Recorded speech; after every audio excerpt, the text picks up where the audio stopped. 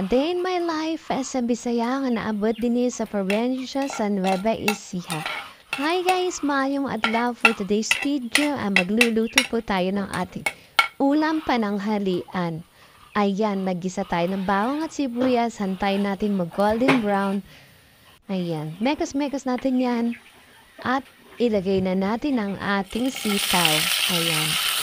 Tayo nga po lang isa na ay kanya-kanya po dahil namuwi sa pagluluto.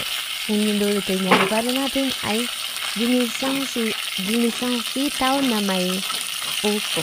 Ayan. Ayan, bagay natin lahat. At mekas-mekas natin yan. Ayan. Mekas-mekas. Ayan. Hindi lang sa gilin may mekas-mekas. Ay, kundi pati sa gulay din. Ayan, mekas-mekas natin. Hantayin natin lumabas yung katas ng sitaw. Ayan. At malapit na nga siyang yan. Lagyan po natin ng toyo. Kanya-kanya po tayo sa pagluluto guys. Ayan, kumulo na nga po siya guys.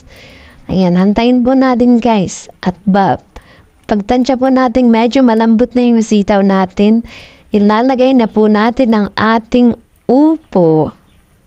Ayan, kulo na.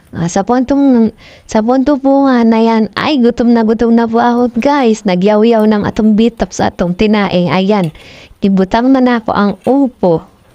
Okay, ako na nanggi abante guys. Kay grabe na jud kagutom guys. Ayan ha, hantayin po natin lumabas yung katas ng ating upo. Yun guys, pasensya na kaya akong anak guys nagsigigyaw-yawan hiya. Ayan, malapit na siyang maluto guys. Yun lang, maraming salamat.